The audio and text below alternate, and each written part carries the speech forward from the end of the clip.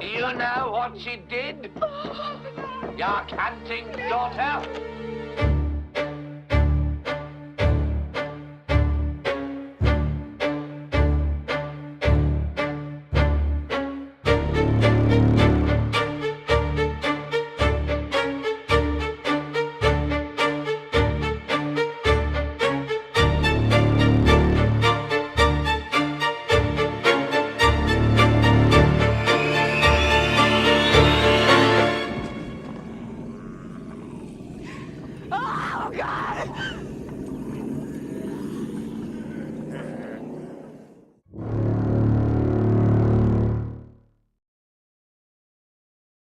Bienvenue dans cette vidéo rattrapage du Month of Macabre. Vous l'avez vu passer sur Twitter et sur YouTube, je l'ai dit, je suis tombé malade et j'ai pas pu continuer à sortir les vidéos pour le mois d'octobre. En même temps, si je les avais fait à l'avance et pas en m'y prenant 2 mois avant, j'aurais pas eu ce problème. Je suis vraiment désolé de pas avoir pu continuer ce projet dans sa continuité. Mais on lâche rien, je vais finir les vidéos qui me restent pour le mois et vous les aurez comme ça de temps en temps jusqu'à la fin de l'année. Voilà, je voulais pas me précipiter, rusher et faire des trucs un petit peu bâclés. Donc, jour 23 du Month of Macabre. This is perfectly natural.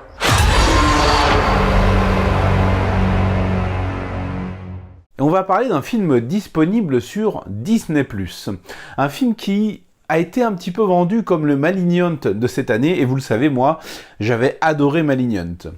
Barbarian, réalisé par Zach Cregger, est donc disponible sur Disney+, et le film a eu un petit bouche à oreille assez efficace.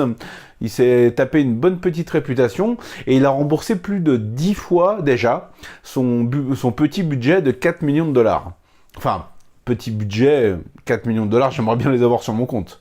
Le film nous raconte l'histoire de Tess, une jeune femme qui se rend dans un Airbnb pour avoir la mauvaise surprise de constater qu'il est déjà occupé par un jeune homme. Les deux décident, bon gré mal gré, de cohabiter avant de découvrir un accès caché dans la cave qui renferme de sombres secrets. Alors effectivement, c'est mieux de rien savoir du film en lançant le visionnage pour en apprécier toutes les surprises. C'est un film qui se déroule en 3 actes et je suis assez content parce que j'avais quand même réussi à ne pas voir de bande-annonce ni de trop savoir de quoi ça parlait, et j'avais vu quasiment aucune image du film. L'une des grandes qualités de Barbarian est le déroulé de son intrigue, qui, comme je l'ai dit, est découpé en 3 actes.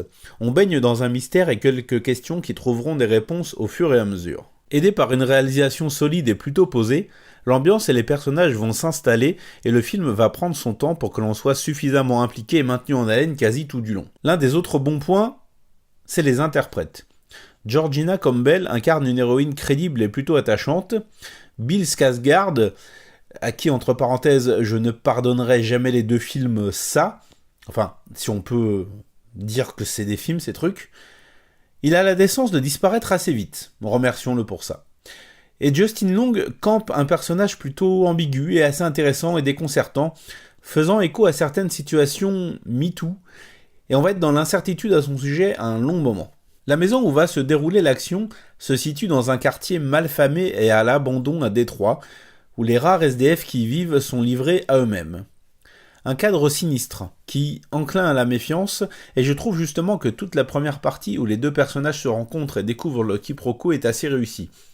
On sent bien l'incompréhension et la méfiance naturelle qui découlent de cette situation, et la manière dont l'un et l'autre réagissent est plutôt crédible. Un début de complicité va même se créer entre eux, jusqu'à une découverte dans la cave qui va faire basculer le film dans le sinistre. Ça va pas être très évident de continuer sans spoiler, mais on va dire qu'un thème va leur apparaître, celui de la maternité. On va être plongé dans cette cave, dans ces souterrains qui semblent s'étendre dans tout le quartier, et ça m'a fait penser à des films un petit peu comme Creep, ce film anglais où une jeune femme était prisonnière dans les bas-fonds du métro à Londres, ou à encore évidemment The Descent pour le côté claustrophobie.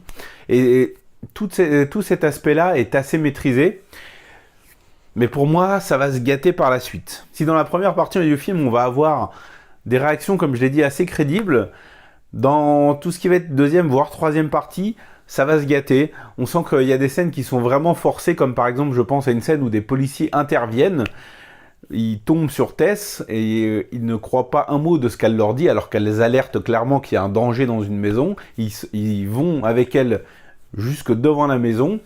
Ils vont pour entrer, mais au dernier moment, ils renoncent parce que, bon, ils n'ont pas envie de perdre leur temps. Ça, c'est pas franchement très crédible et j'ai trouvé la scène forcée et pas très très bien écrite. Il y a aussi des scènes qui vont poser problème lors du final, qui virent vraiment dans le grand guignolesque.